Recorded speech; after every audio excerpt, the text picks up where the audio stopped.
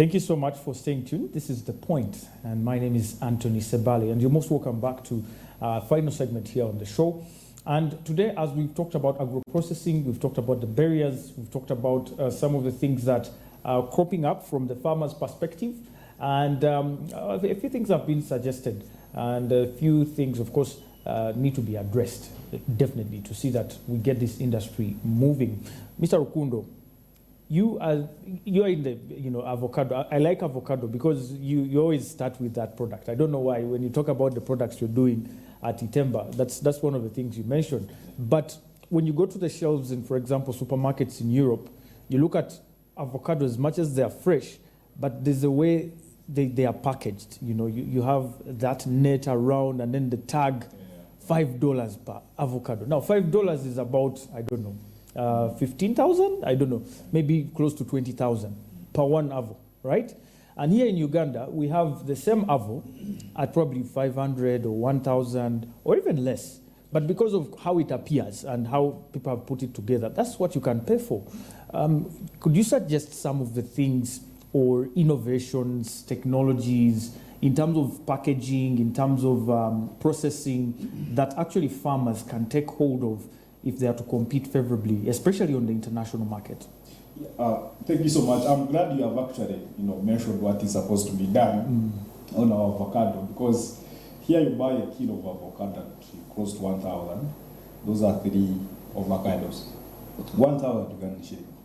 So each the other side is sold at $5. So you realize that you are buying it at $0.2. You're saying the other side at $5. So what makes it that expensive? Because I believe it is an avocado. You have bought it here, it will reach the other side the same avocado. But it has now, added all that money because of the few things that you do on that particular avocado. Of which one includes, how it looks like in the shelves, how you package it. Those are some of the things that we really need to do to make sure that our avocado now looks appealing and add value to it, because it is also part of value addition. If the packaging is really nice and you put that net like the way you said, you put those tags of representing your company that's exporting, those are some of the small things that we are failing as a country, which is actually quite absurd, because it is something that is very simple that we can do, but you realize that I don't know why we are not doing it. But it is one area that we need to focus on to make sure that our products also look appealing. Then also how we really, regardless of the packaging, how also do these other processes, talk of sorting, the storage facilities, the transportation, how avocado moves from the garden to the pack house, because we are supposed to be having pack houses that have a standard, where you have chillers in place. Your avocado is brought in there. It is, while they are sorting it, it is in an environment that is chilled, so that it doesn't really get affected. The skin remains very fresh, and that's one area that led to the chill issues that we are talking about, because chill is so sensitive, very, very sensitive. So if you harvest it from, let's say, Kayunga, by the time you transport it up to Kampala, the sun has already affected it, because we do not have these, chilled cars where we put these products to bring them to the pack house so that we can sort them, put them in the boxes, then also take them to the airport where they're also kept in a chilled environment so that they maintain their state of freshness. So by the time when they're exported, they are still fresh, they are still cheap. So one area that we really need to focus on, that government should really focus on, it is that area of making sure that we have the infrastructure in place. The infrastructure to support this trend, support this agro-processing industry. Have the storage facilities, have the transport mechanism of these chilled containers where we put some of these fresh products, so that by the time we export them, they are still fresh. And then I've been privileged to be part of a new establishment. It's called the Presidential Advisory Committee on Exports and Industrial Development.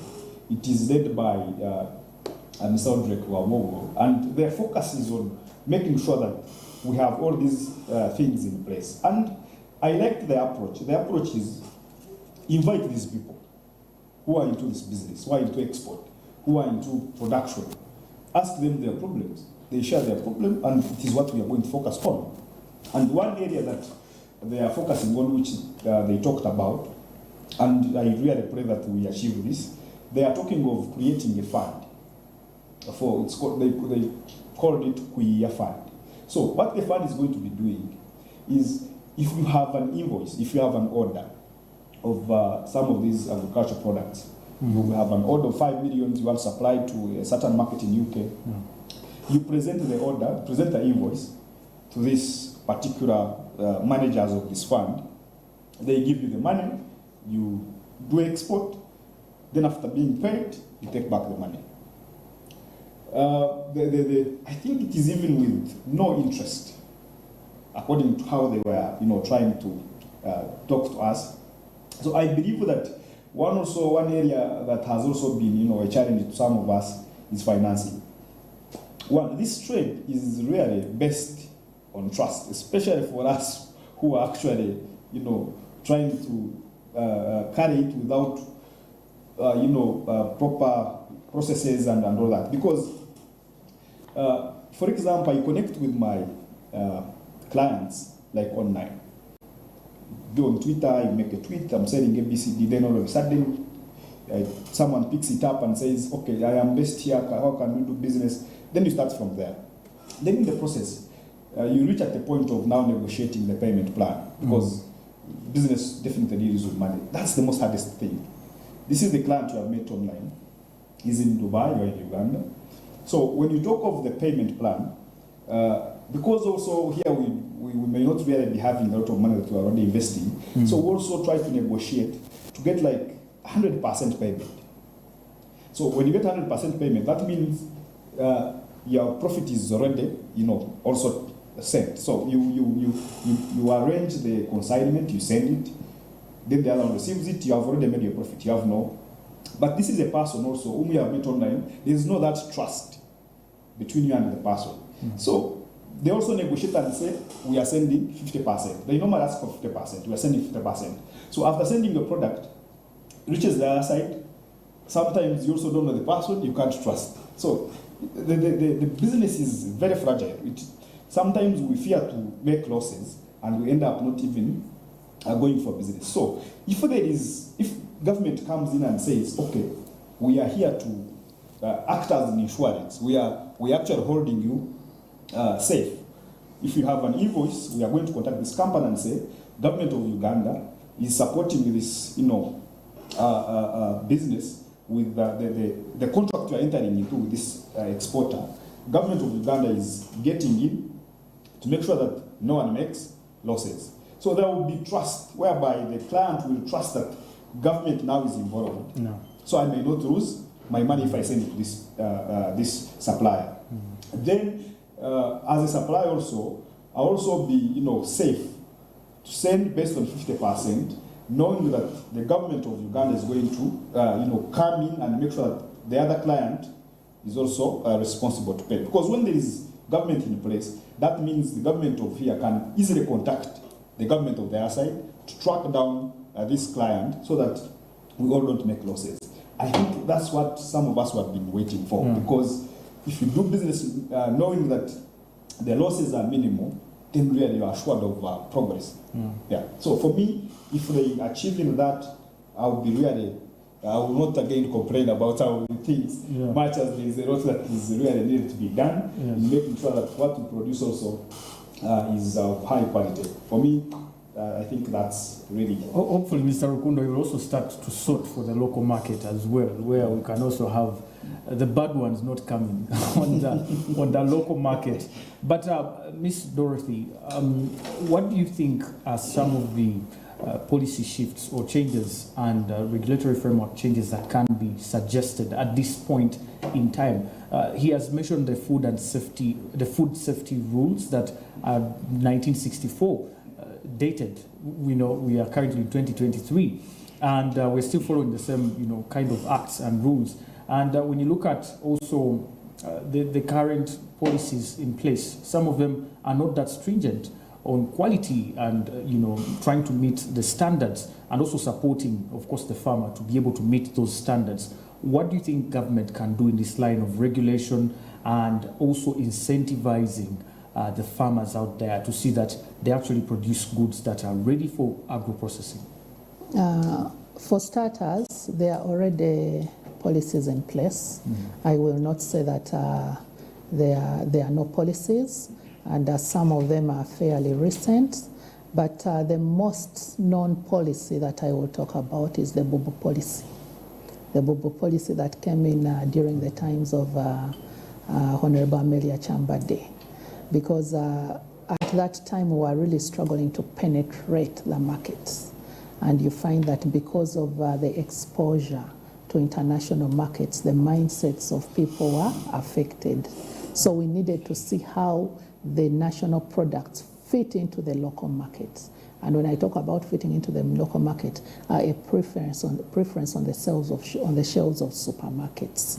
And that's the time when the Bubu policy came into place. And I must say that since then, there has been a change. There has been an improvement on the market to try and embrace the local products. So in terms of the agro-processors and the agribusinesses, that has been the most profound during the times that have been engaged in national discussions.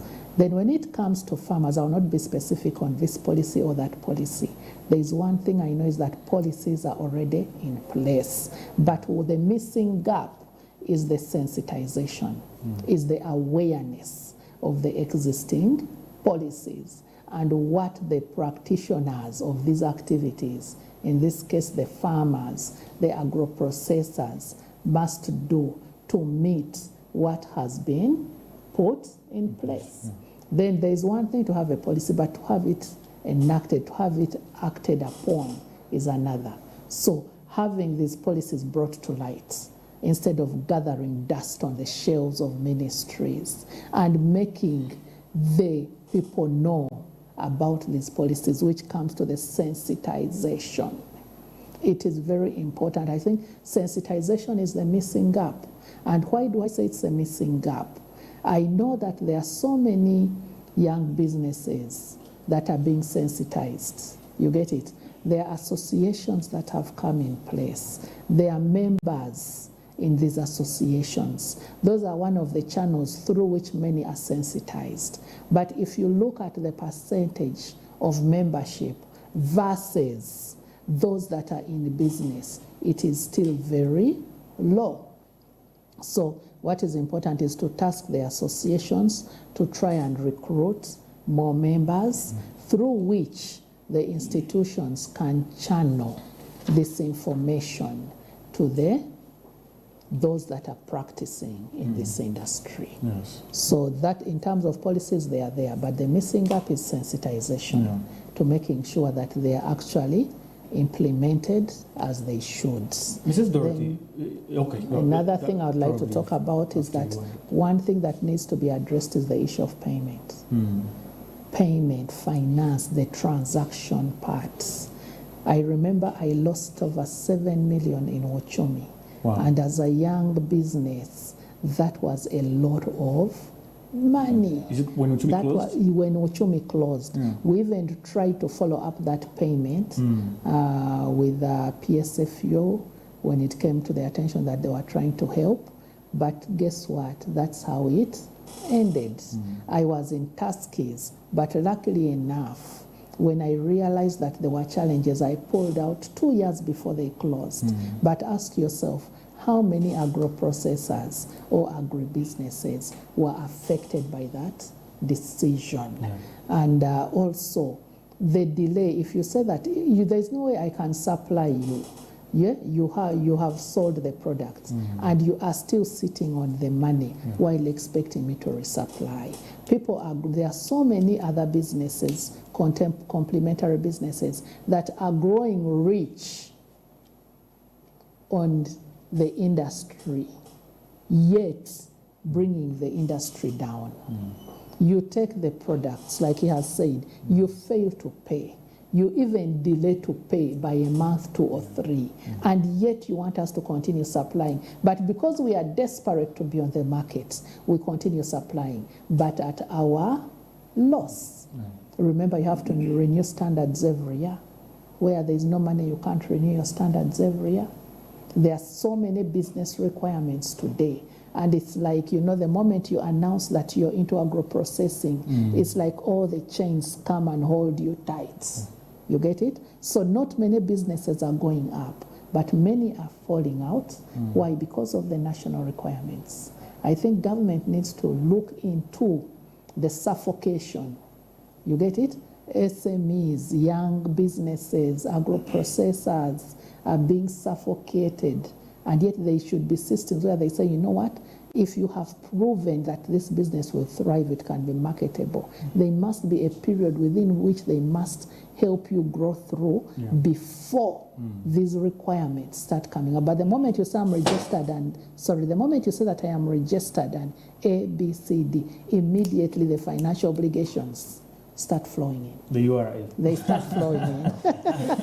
Interesting. Mrs. Dorothy, talking about some of the challenges we've been sharing about storage and standards, but the bottom line is financing. And you cannot run away from financing. All these things like the freezers is talking about, that can keep the chili longer, they cost money and they are expensive. And here we're talking about small and medium enterprises that are just starting up, right? And the capital requirements for example, getting funding from UDB, they're quite high compared to what our SMEs can actually afford. But when you look at, for example, Kenya here, they have a partnership with the network of producers and exporters of Uganda in terms of maize. I think it's called the Association of Agro-Processors in Kenya and the network of producers and exporters in Uganda. They have a sort of partnership that helps them, for example, set the market price for their maize, and when there's overproduction, for example, they regulate, the orders, and they kind of work in harmony, and that has also tried to bring down the costs that are incurred in cases of losses, like, for example, due to over-storage and so on and so forth. What do you think in terms of financing can be done? Should there be public and private sector partnerships? Should there be partnerships within you as farmers to be able to raise funding? Should government put aside funds separate for agro-processors? We've seen the budget having a huge chunk of money going into agro-industrialization, for example, but SMEs are nowhere, right? So where should farmers be able to find the funding to be able to fund all these things that we are talking about? I will not say that the money is not there. The money is there. But most of the people responsible for these resources have not yet appreciated the dynamics surrounding these businesses. And I'll go back to experience being the best teacher. You cannot put someone in a seat to make decisions for the agricultural sector when they have never been agriculturalists. If you got him, Mr. Rukundo, and put him in a seat to make a decision for exporters, he's an exporter. He has been there. He knows the challenges of the export industry. He'll be able to make informed decisions that will drive that industry to the next stage. This is the same thing with agro-processing. Most of the drivers of these decisions lack the knowledge. Even in terms of financing, my issue is that if you have that opportunity to finance, or a door has been opened to finance, make decisions that are manageable and will drive the industry. I'll give an example. I normally talk about it. A few years ago, I went to one of the banks you have just mentioned, and I was looking for funds to drive my business to the next level. But I was told that for me to access those funds, I need to have 100 million on my accounts. I already had a business that was worth that amount of money because of the investments I have put in. But I told them, you know what, I may not have that money on my account, but I have the machinery, I have the assets that can show you that I'm a serious business person. I'm a serious agro-processor. They said we do not need that, we need the cash. You get me? So the financing is there, but the conditions that are being put in place bring me to the realization that many are entrusted with a sector to which they lack knowledge of, to which they cannot make informed decisions of, to which they have no understanding. So the finance is there, but it's being held up. Why? Because of that lack of knowledge. And we are going to continue being in this state and making stories of how we are progressing, when in reality, we are not progressing. Oh, thank you, Mrs. Dorothy. Mr. Rukundo, you had the point right there about financing.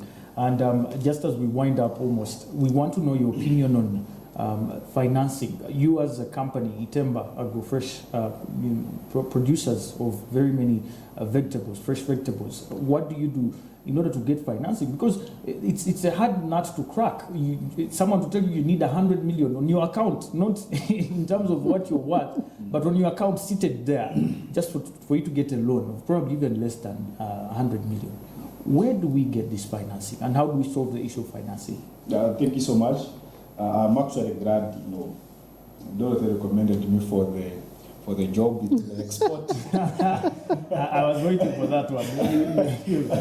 Yes. But for me, I think the area of financing is very important for us who are into this business, because it requires a lot of money. Because when you look at the costs that are involved, they are serious ones. The business is expensive, because a pineapple may not really cost much, here, but when it comes to frying it to some other countries, it becomes a bit expensive. And it's one area that we have been also getting challenges. But there are some ways where government, or even us as exporters, can organize ourselves and make sure that we achieve in this. One area is if we have, let's say, like an association of exporters that brings us together, and that association helps us to also invite the financials, talk of the banks. We engage the banks and say, this is an association of exporters dealing in this line of products, and sometimes we have orders that we cannot fulfill because of financing, and banks normally have the money line idle, their accounts of depositors and all that. So we are like, if we engage banks, the financials, and tell them that, look, this is the business we are in, it is a serious business, it is a lucrative business, where banks can invest in terms of extending some, loans to the exporters at a very low interest rate, and also really do business. But that is on the private arrangement of the association and the financials. But also, a government can also come in and say, we are losing business, because when we export these products, they are economic products. There's money that comes into the economy. So we are saying that if government says we have a center, or we have like a fund that is really provided for these people to carry out this business, to carry out agro-processing, to invest in coffee, to invest in their fruits and vegetables and add value, then it is an investment worth to put your money in by actual government, by saying that if we are targeting to export 12 bags of coffee, I think, because currently we are at 6, and government is looking at increasing it to 12. How about we say that in the 12 bags of coffee that we're exporting, we also are looking at the exporters of coffee who have interest in adding value to that particular product. We also invest in them so that they can add value and export. Government should also learn how to do business. I don't know why, but government can also interest itself in making sure that there is a profit that comes in. Government may not be the one getting the profit, but through the citizens, and say, you as business people, because you are our business people.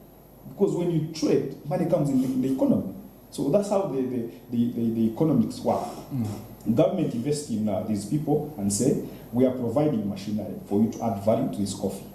if coffee is, if we are going to make a profit of this amount, there is that tax that is paid to government back for the machinery that it has provided. So there are so other ways of government making sure that it intervenes to make sure that it makes it much easier for a business person to add value to these products, to be able to trade, to export these products with assurance that he may not make losses, with assurance that the business will really move forward. So for me, I think government needs to be intentional and say, since we want to improve the area of fruits and vegetables, invite these exporters. What are their challenges? If it is financing, how do you address the financing challenge?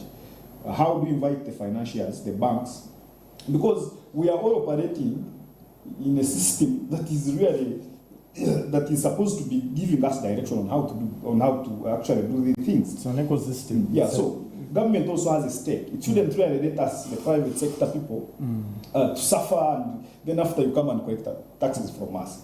Invite us on the table. We tell you that financing is a challenge.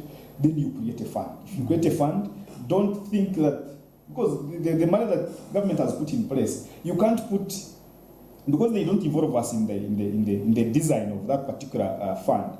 You find that the requirements that they're asking from us, we can't even meet the requirements. So whom are you providing the fund for if the person who is supposed to use the fund is not involved in the process of creating that fund? Because we need to tell you that yes, I export, I have really held 100 millions through my transactions, but I don't have it on my account. So why do you have to force me to first have money pulled on the account for you to give assistance? So you should look at the transactions, the history of my business, how it has been performing. Then you say you're qualified for this amount. So also, like the way I said, if you have an invoice of 100 millions, government says, okay, we are giving 100 millions, but after the payment in 1 month or two, bring 100 millions and 5 millions. So government also gets that money and have the approach of doing business like how private people are doing. Yeah, to reap where they have actually sown. Interesting. Mr. Dorothy, your parting shots as we wind down the show, especially your last word to farmers out there who are also, struggling with the current, working environment, trying to, figure out a way to go bigger, and try to export and try to expand. And of course, any training initiatives or, maybe things that government can put in place to help these farmers as well get better at their game. Okay. For starters, there is a saying that is always spoken of: never give up. When you start something, you believe in yourself and you drive the agenda until you succeed. We may be advancing the interests of agro-processors. We may be advising on what the government and various stakeholders are supposed to do. But for any respective business, I urge every agro-processor to not give up and to fight on until we reach the agendas or the goals that are desirous of us to reach. To the government, it is not about the agro-processor. It is not about the exporter, but it is about the nation. If we must grow, if we must get to the SDG 2030 agenda, it must be a national concern for all stakeholders to come together and develop a holistic approach that is going to drive this industry to industrialize the nation and lead to the fulfillment of all goals. Thank you. Wow, thank you so much. There you have it, ladies and gentlemen. I can absolutely add nothing onto that. Today we've talked about agro-processing widely and deeply as well. We've of course looked at the challenges and the barriers like storage, standards, and of course suggested a few solutions to these challenges. I hope of course the program was quite interesting and relevant to you as a farmer and a businessman, and thank you so much, our dear guests, for sparing the time. and for sharing your wonderful insights. Of course, till next time, I'll catch you same time, same place. Have a wonderful day. Bye.